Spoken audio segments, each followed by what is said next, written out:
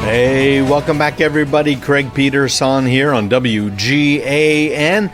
Thanks for joining me and for spending part of your Saturday with me, or if you're listening to this on podcast at craigpeterson.com/tunein.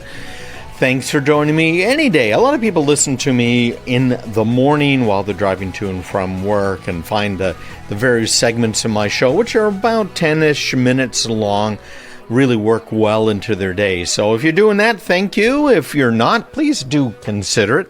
I try and keep everybody up to date with the information that you really need to know.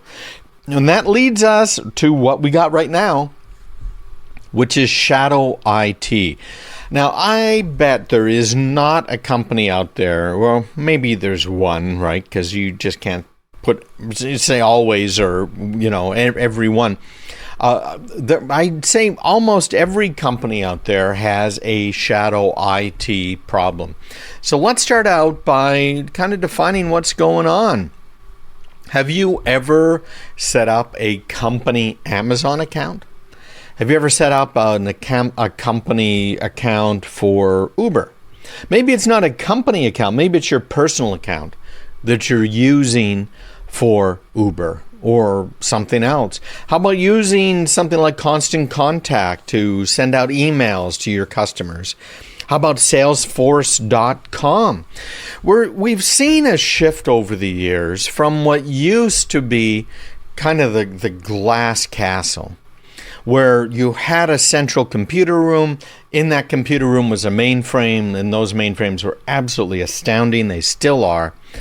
And that mainframe in that glass room was controlled by professional information technology people that really knew what they were doing, at least at the time, right? Then we started seeing some changes. You remember the Apple II and VisiCalc? VisiCalc was kind of the killer application.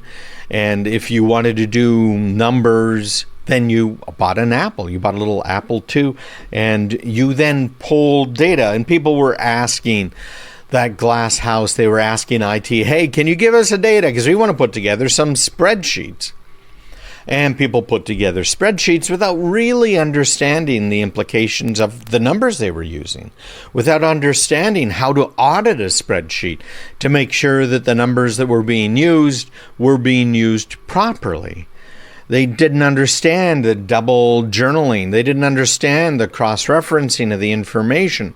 And so they started a bit of a movement away from that glass house, from that glass castle, from IT. They said, hey, we can figure this out. Why are we going to pay IT all of this fake budget money to do something for us when we can do it for ourselves and do it cheaper? Frankly, that's a problem I still face with many organizations, if you can believe it, who think they can do security themselves, which is impossible for almost any organization in this day and age, any small, medium business. You have to have full-time external professionals who are helping. Your internal IT people should be doing what they do best, which is helping your business use information technology to its best use, helping people be more efficient, finding new ways of doing things, etc. But instead of that, what most businesses do is they have these various silos like sales and marketing and accounting. And each one of those silos, those lines of business, does things their own way. So the sales guys, they're out and they said, hey, we're going to use Salesforce. And we're going to tie that into Constant Contact. And then you have your accounting people saying, well, we're going to use QuickBooks Online, or maybe they're going to use one of Oracle's accounting systems. And then the manufacturing people say, well, we are going to use this particular ERP program, which is going to be great for our manufacturing.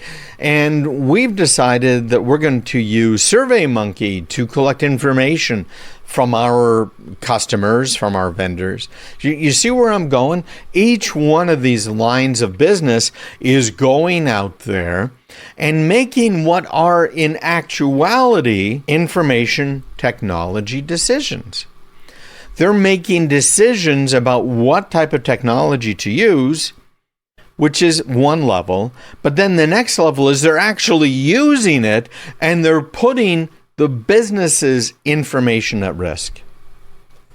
This is a huge, huge problem. And it's something, in fact, that I'm going to be addressing with some of this training that I have coming up. A couple of these tutorials specifically address these problems.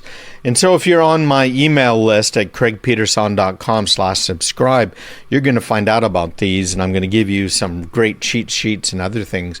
But all of those, again, craigpeterson.com/subscribe.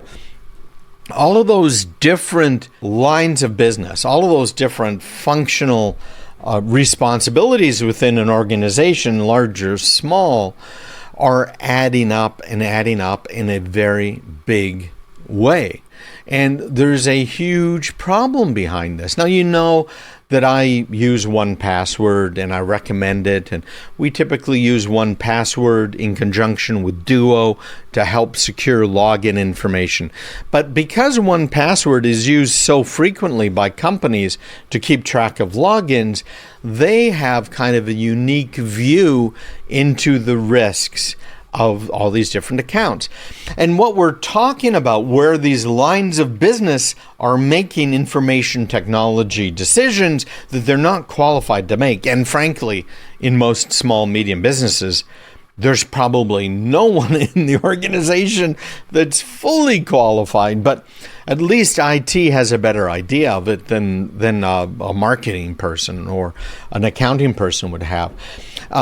So this is called ShadowIT, and new 1Password research is showing the risks behind it. And they surveyed 2,100 U.S. adults working in an office that has an IT department. Now, almost everybody uses a computer for work, right? And so these 2,100 that they looked at all use computers at work.